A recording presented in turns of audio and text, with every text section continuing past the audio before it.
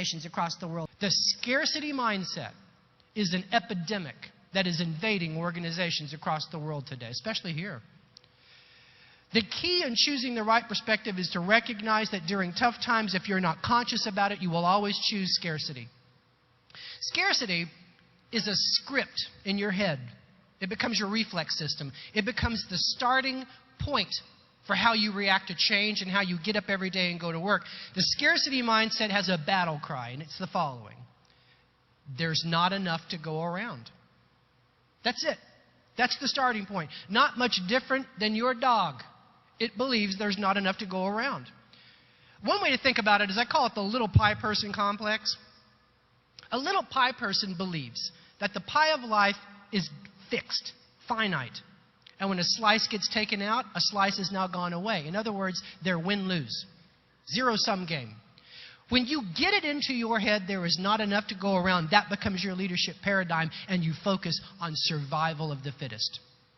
You spend more time thinking about how much you dislike your competitors than you do trying to figure out how to improve the lives of the customers who are as bad or worse off than you are.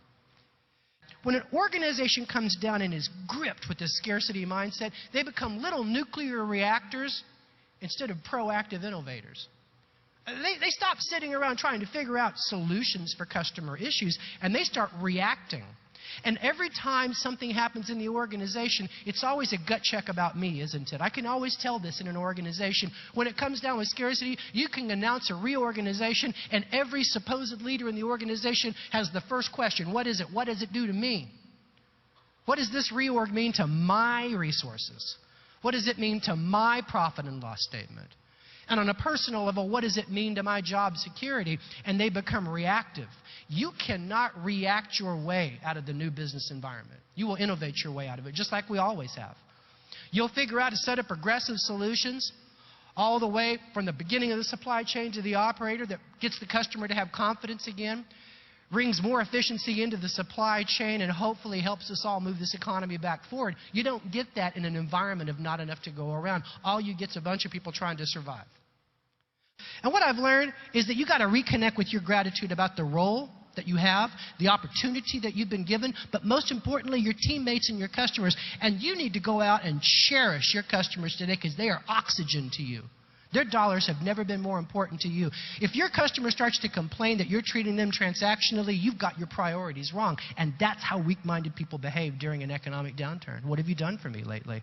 Nope. Grateful people are wonderful people. I love new hires. They're so cute when they're little, aren't they? I did new hire orientation at Yahoo. They're just so cute, because a new hire like walks around all full of abundance and all full of gratefulness. They're like, oh, hey, coffee's free. They actually have milk. They get all excited. Milk. And so they get excited. And they walk around saying, I just can't believe it. And then they always say the thing that kills me. They go, I can't believe they pay me to do this job. And then they lose their gratefulness, don't they? 2, 3, 4 years later, they become cynics, critics, and the yes but gang. All they do now is talk about obstacles, things that shouldn't be. Here's an exercise you can do when you go home. NLP researchers say it will drive gratitude into your psyche. You take a piece of paper out, you write down 3 things you're grateful for in your role at your company. Whatever it is. You're grateful for your mentors. You're grateful for the power of your brand. You're grateful for your reputation. You're grateful for your support staff. You're grateful for specific customers. You write down 3 things you're grateful for. You carry that around, and the next time that the mutters have taken you down, that's when you start talking to yourself. Starts when you make eye contact with yourself in the mirror. You take that piece of paper out, and NLP researchers say your handwriting will confront you with your gratefulness. The other thing you got to do as leaders, you got to clean house. I mean, it sounds tough-minded, but you know what? Chicken Little must fry. You want to change the conversation at work? Confront the next Chicken Little and tell them they aren't adding value, and ask them where they come from. Another one of the adults they brought into Yahoo was the former president of Reader's Digest, Greg Coleman. Now, he'd been there for over 20 years, ran their sales organization for over a decade. He said when he came to Yahoo at the end of 2003, he felt like he was part of an Outward Bound project. He said the CYA gang came out in full force and just thought he might want to know about everything. He said at one point he got so tired of the negative chatter, he went out and had a self-inking red stamp made. In big letters, it had 2 words, Chicken Little. He had his admin print out every single email from a repeat offender. And he stamped Chicken Little on it. And he had her posted on the wall of shame. According to the facilities group, technically the term for the wall of shame is the front lobby. He created a counterculture inside the organization. The counterculture said scarcity-minded people are weak. They should never be trusted to manage other people, and they hurt the power of our brand for the next decade. See, culture is the way things are done around here. That's what culture is, and leaders define culture.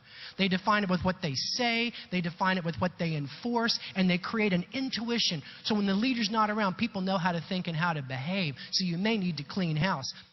Generosity will rewire you, because gloom and doom messages have rewired you for the worse. I hope I've made that point to you. It's rewired the way we think. It's rewired our inner dialogue. Will not make us effective. Generosity will undo all of this.